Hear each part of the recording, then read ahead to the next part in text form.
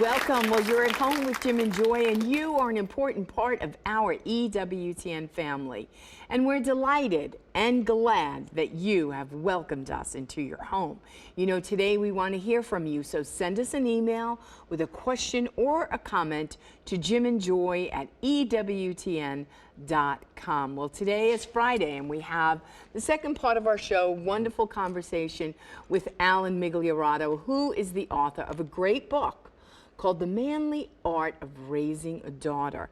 You could go to his website, adventurecatholic.com. And if you're Catholic, it is an adventure, and it should be an exciting adventure. Amen. I love being Catholic. I love being Catholic, and it gives you all the help that you need. And men need a lot of help, and dads need a lot of help. And women, wives. It's great to have the sacraments of the church, and the church as a mother, and God as our Father, and so on.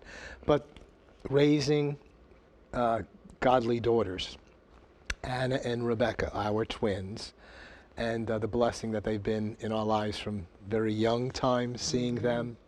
I can remember lying exhausted on the floor one day, and they were newborns, and they were behind me. I fell asleep, and they were, when I woke up, they were sitting behind me, and I looked up and I said, they're not going away. Right. They're mine. The responsibility of that. Yes. And now they have gone away. Now they've married and got great husbands and 12 children between them. And right before our show, one of them, Anna, is on vacation with her brother Wesley. With her brother Wes's family. We have two sons as well, Wesley and Matt. And they sent me some footage of their children swimming in a little inlet down at the Gulf of Florida. Right. And it's an inlet, a beautiful place, where we used to take our kids swimming. We used to take those girls, swimming. It's a little private thing, nobody's around. And so here I'm seeing a video of our grandchildren swimming in that secluded place that we took our kids. Yeah. And I said, isn't this amazing that when we were there, I just kind of texted her, when we were there with you all, we couldn't see these human beings. We couldn't see these people. But what Jesus saw, what God saw, he saw your children. He saw our grandchildren, and that you would take them. I didn't text this all. Right, back to the same vacation spot. I'm sharing. Okay. and yes, same vacation spot, and that they're there. And so the importance of vacations. Yes. And I tell you, we worked 24/7. We lived in a community where we ministered. When I served as a minister in another denomination, we had a soup kitchen that we were running, medical center, all this stuff. But we always made time for a week off, 2 weeks, 4 weeks throughout the course of the year. And our kids never forgot vacation. They loved vacation, that we weren't just giving ourselves to the community, to all these people, but to them. Right. And there's the fruit of it. So I think that's important, raising godly daughters. Right. Is take them on vacation. And then I would date them on vacation. You did. I'd go under the boardwalk with one, under the boardwalk with the other one, and they just talk about this. Sometimes they talk about the other one a little bit. And but they never forgot those times so much that's where they vacation. Now, same place. Same place, and it was so beautiful because those were memories. Like, well, when we go on vacation, and they were always planned. When we go on vacation, Daddy, we're going to do this.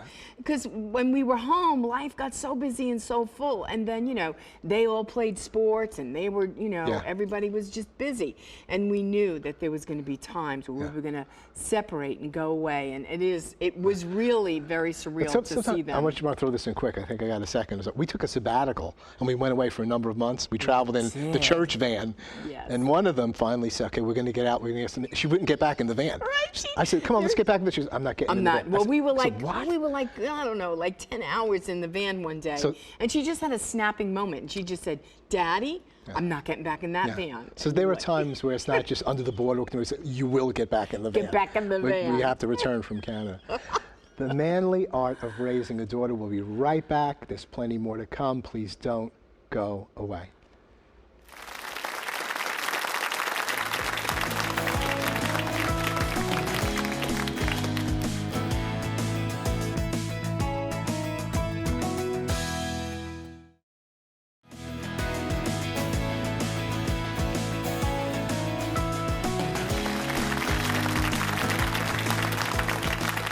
Welcome back. Well, you are at home with Jim and Joy, and today is Friday, and we are finishing up our conversation with Alan Migliorato. Now, he is the author of a great book that we've been sharing with you. And it's called The Manly Art of Raising a Daughter. If you're a new dad out there, maybe you're a dad and your daughters are in their teenage years and you're thinking, hey, I need to get some help. I need to know how to do this better. You could go to his website, adventurecatholic.com. It really is like sitting down, with another guy, and he's giving you kind of his wisdom from the School of Hard Knocks and what he's learned and everything. It's a very readable book and really helpful. Hopefully we all have a guy that we can share with, but many of us don't, and this book is kind of like that. If you need another guy to pull up alongside of you, get some advice in a real kind of way, The Manly Art of Raising a Daughter is a great choice. Now, you have a chapter in the book that I liked, and it was called Expect No Trophies. I mean, I was just like, yeah, I mean, because, I was raised in a family where getting a trophy was important, but it was an earned trophy. Now we live in a day we don't want to hurt anybody's feelings, and everybody gets a trophy just because they showed up and their mom paid money to buy a uniform, To me, that would be null and void, but you explain your great chapter on Expect No Trophies. Well, when I would coach, when I was younger, I would always coach my girls' teams. I think that's important to at least be involved somehow, show up to practices, show up to the games. But I would coach their teams, and as my youngest daughter, Olivia, she started to play, because I coached my two older ones, and then when my youngest one started to play, they stopped keeping score, right? And everybody got the same trophy at the end of the year. And I was like, you're seriously going to stop keeping score? And they're like, well, yeah. I'm like, well, how will they know who won? I mean, the kids know what the score is. They're yelling it at each other. We're up by 2. Right. And we want to win. And we want to win. And you have parents yelling it, and so it's like, what is the point of not? So we don't want to hurt feelings. Right. Okay. And so, we're so concerned with not hurting feelings that we've started to give everybody the same. Everybody's equal. Right. Everyone's equal in every way. Spiritually, yeah, I'm with you. But there's different talents that every one of us have. Yeah. So you shouldn't expect always to get a trophy. But the chapter goes a bit deeper than that, and it's really meant for men also to understand that what you teach your families right now, what you teach your daughter, is not always going to be like, Dad, remember last week when you taught me the lesson about dating? You're not going to always get that trophy right then, because that's a trophy in your heart that you're like, success. Like, I did a great job, I got it, she understood. You're not always going to get that as a father. You'll see it if you spend enough time around your children, and that's your trophy, is to spend time with your children. That's what our trophy is as fathers. Excellent. Right. Yeah, so it's not only about them expecting awards and a trophy, it's about you. I mean, you could compromise, what you're doing because you want something from the daughter that's really not appropriate in this situation, when you need to speak a hard word in love and say what you need to say, or lead her in the way that needs to be led. It might not come back really nice, ever, or it might come back at a later time, in a beautiful way. Right. And I've had that beautiful way come back. I just wanted to mention that. One of my daughters got married, Rebecca, and we've had back and forth, with Anna and Rebecca and the whole thing. But at the end of the time, I met with her before the wedding, the day before the wedding. I said, let's talk and let's share, because I don't want to cry too much. We don't want to cry tomorrow. So we talked and shared and everything else. But it was really great. And she said, Dad, you're the only man I've ever really loved, And she said, I said, well, what else? Do you want anything from me? She goes, she said, can I sit on your lap? She's like 6 foot. I'm like, wanted to sit on his lap. Yeah. I mean, it was beautiful. Now, that was a great trophy or whatever it was, but there was a lot of other times during the course of the time, it was really like confrontive, combative. But you got to do what's right, whether it comes back or not.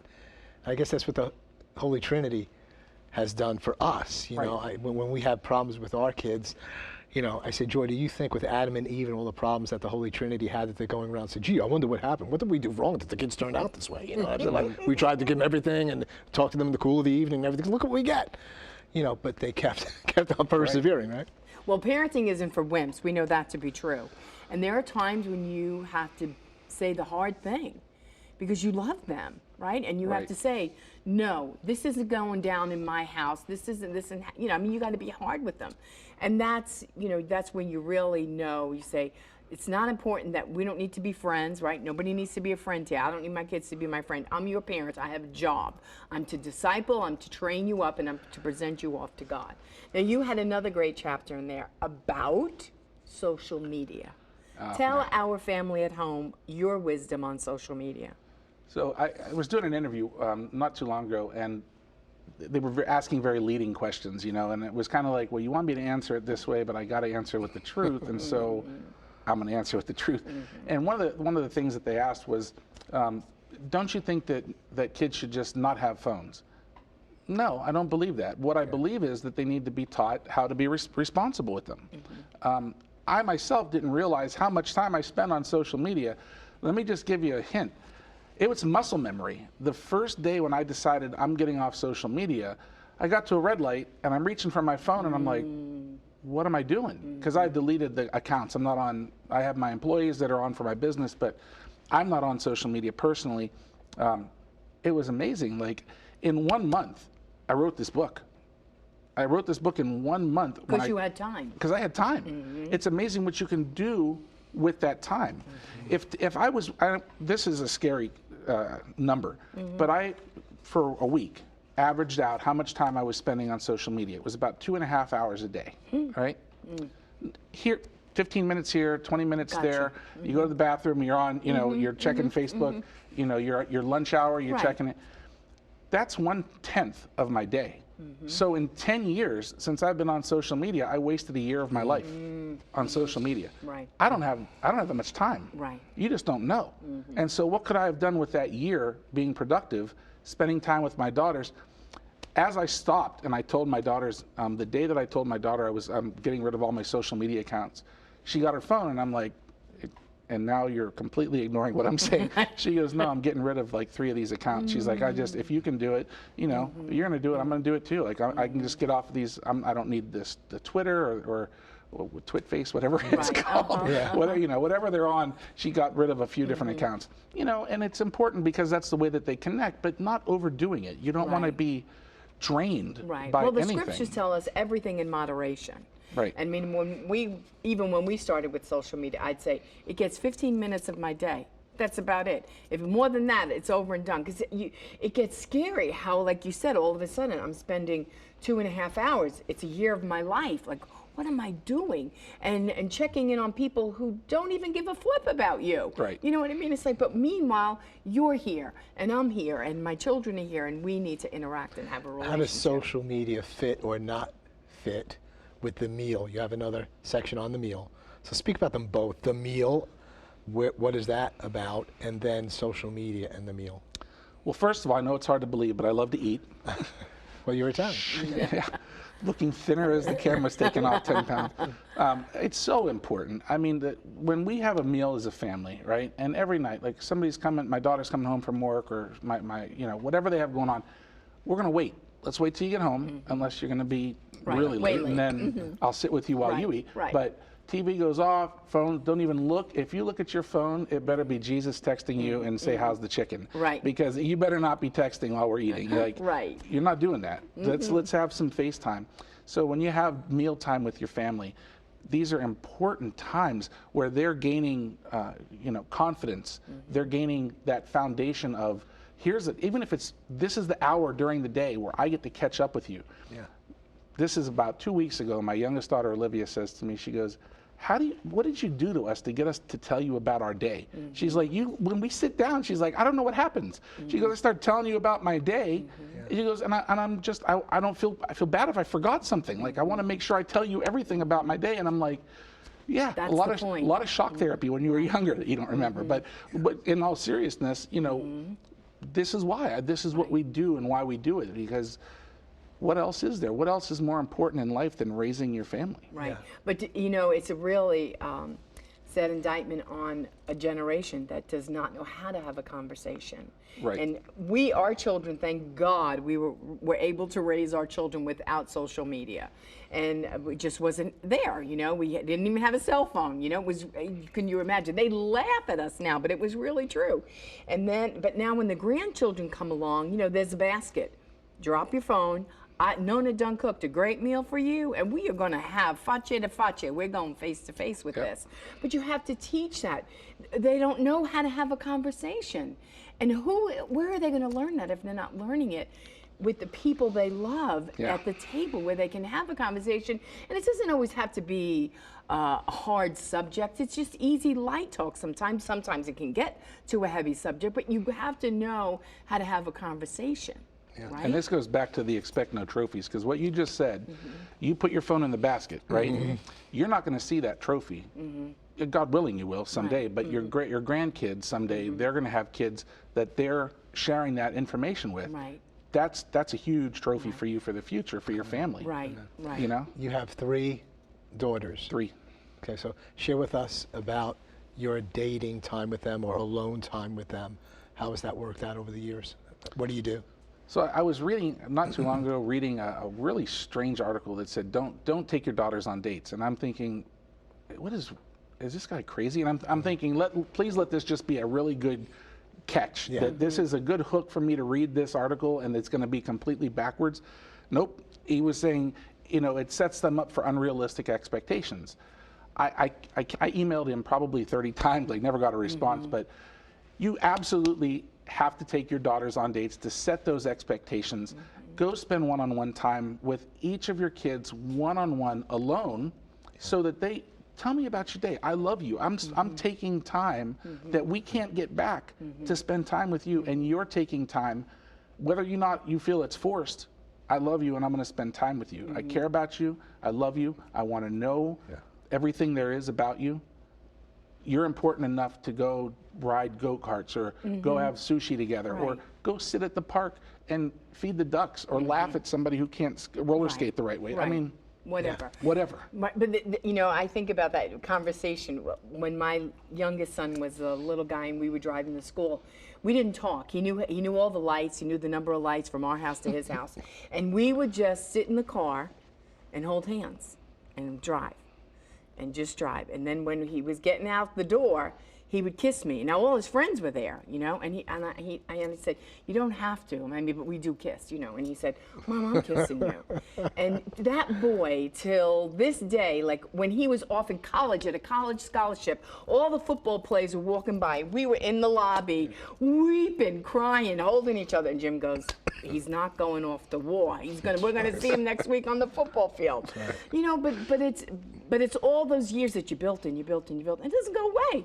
Now he's a man. He comes home and we still kiss. And I hope when I'm on my deathbed, he's going to be at my side and he's going to kiss me. Yeah. You know what I mean? But that's all the stuff that you have to teach.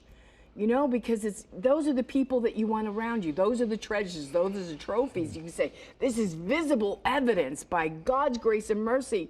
We did something right? Yeah. You want to say, we did something right. See, but I would say overall, men and women, that you're built in such a way to be able to do that relational thing, that emotional thing. It's hard for guys not only to date your daughter and to ask them about their life, to share ourselves. Yeah. Because really they want to know about us, and that's where it gets a little bit close, Like I remember being with one of my sons, and he was really down, and so I'm saying, what's going on? You look like you're hurt, and you could speak to Dad and so on. So you look like you want to cry. And he said to me, well, you never cry. He was right. And so I had to get in the mood, and just one tear came down my face. The kid screamed, oh, like that. But that opened up a whole thing. See, a lot of communication with our daughters is that we don't share. Yeah. And that's a hard thing, so we got to rely on the Spirit. But they really want to know our lives and know really where we are. And I think that helps to force the conversation. We're going to hold you over to the next segment. Okay. This is wonderful. Your book is so meaningful.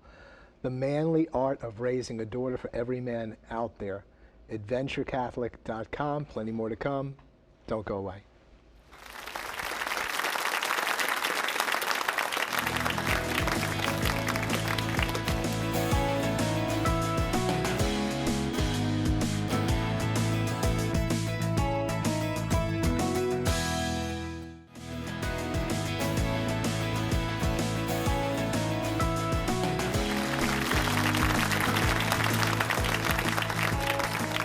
Welcome back. Well, we have been visiting today with Alan Migliorato, and we're discussing fathers and daughters.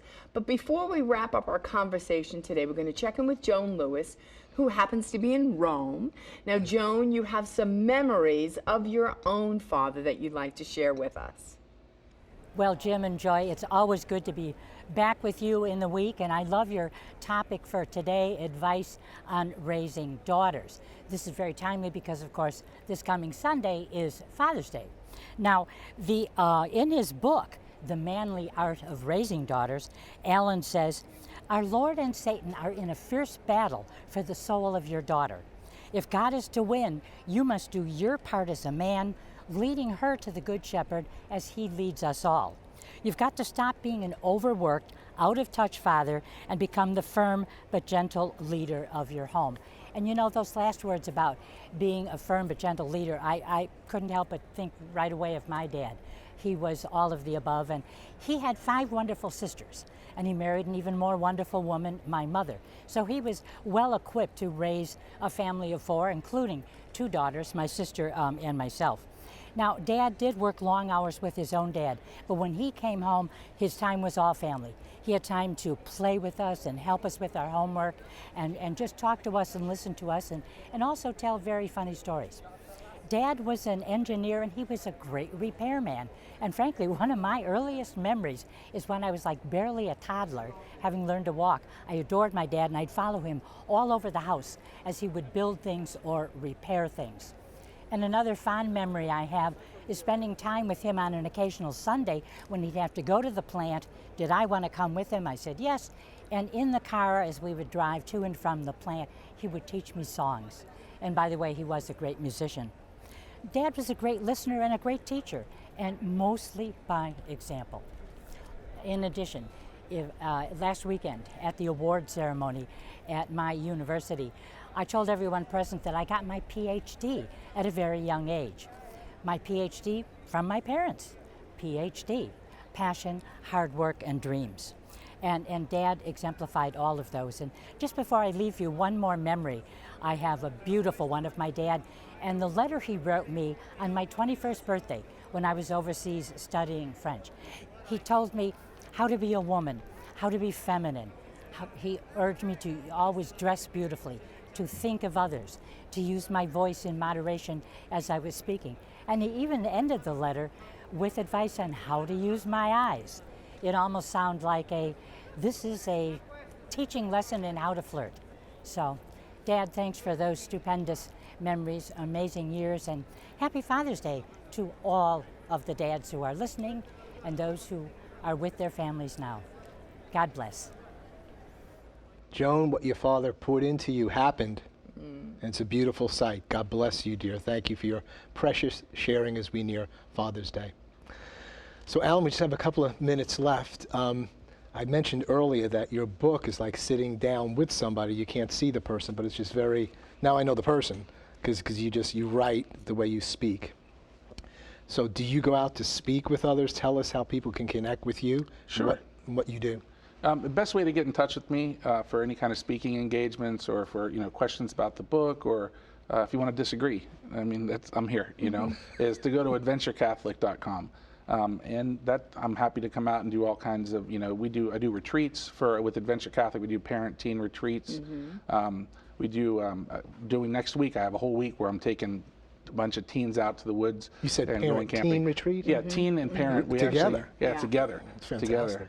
Together. It's forced time together, but sometimes when they come out of it, like we've seen some really great results. I've seen some families get back together because of the work that the Holy Spirit's able to do through me and through Adventure Catholic. So you could share about this particular theme, the manly art of raising a daughter, or have husbands and wives and boys and girls and everybody together, or break them up, so you address things beyond this particular theme. Men's groups are always interested in having a speaker that can really kind of relate. I mean, I'm more of a down-to-earth, in the trenches kind of guy. I don't feel like I'm up on a throne talking down to people at any time. I never feel like I'm better than anybody in the room, but I know that the Holy Spirit's speaking through me. So I've always been blessed with that. Alan, thank you so much. It's a wonderful book. Thank you for what you're doing to build up the bride of Christ, to build up the family. It's been a blessing to meet you. Welcome to the EWTN family. The Manly Art of Raising a Daughter, go to adventurecatholic.com. It really is a must read. Have a beautiful Father's Day.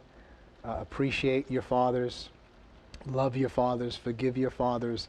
And may it be a great day. Keep it on EWTN. You're an important part of this family. You are always at home with Jim and with Joy. Bye now.